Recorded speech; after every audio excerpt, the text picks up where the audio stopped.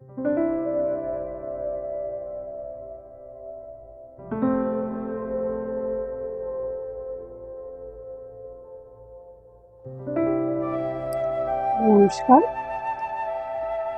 আজকে আমি বলবো ঈশান কোণে পায়খানা বাথরুম থাকলে কী কী অসুবিধা আমাদের ভোগ করতে হবে। ঈশান কোণে পায়খানা বাথরুম থাকলে প্রথমত বাড়িতে রোগ সারতে চায় না। বিশেষত বাড়ির যে কর্ত্রী থাকে, যে মহিলা, তার রোগ কন্টিনিউ লেগেই থাকে।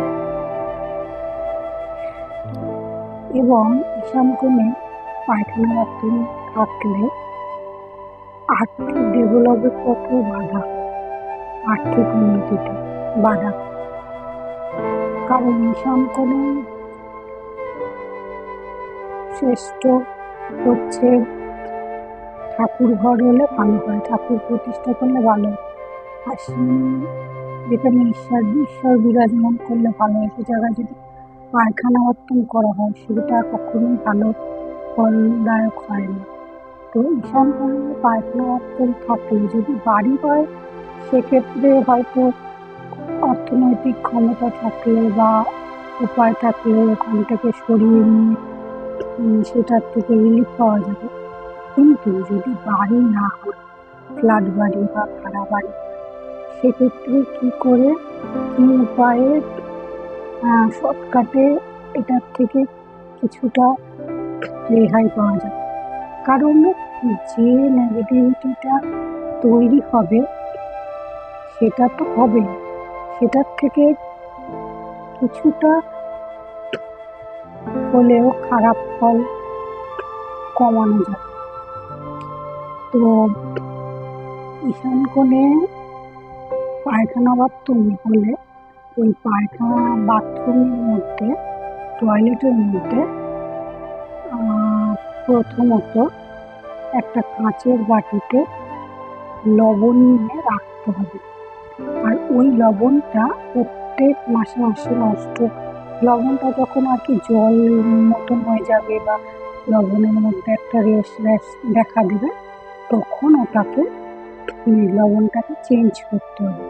দ্বিতীয়ত, পারলে প্রতিদিন না পারলেও সপ্তাহে 2 দিন 3 দিন লবণ দিয়ে টয়লেটটাকে ধোয়াতে হবে। তৃতীয়ত, ওই টয়লেটে এক টুকরো পাতিলেবু কেটে রাখলেন, 1 সপ্তাহ পরে আবার চেঞ্জ করলেন। তারপরে ফিটকিরি দেওয়া যেতে পারে। হ্যাঁ, এগুলো করলে পরে ঈশান কোণে টয়লেটের যে নেগেটিভিটি, যে বাড়ির যে রোগ, যে অশুভত্ব, সেটা থেকে খানিকটা অবশ্যই ভালো থাকা যাবে। কারণ আমি এ কারণেই বলছি যে কোনো একটা ভুল জিনিস তৈরি হয়ে গেলে বা যে কোনো একটা হয়ে গেলে, খারাপ কিছু হয়ে গেলে, সেটার ফল আমাদের কম বেশি ভোগ করতে হয়। এবার তার মধ্যে কথা হচ্ছে সেটার থেকে কত শতাংশ রিলিফ পাবো, সেটাই হলো বড় কথা। এই ক্ষেত্রে আমরা যদি এই উপায়গুলি করতে পারি, তো মোটামুটি আমরা এই জায়গা থেকে অনেকটা পজিটিভিটি ফিল করতে পারবো।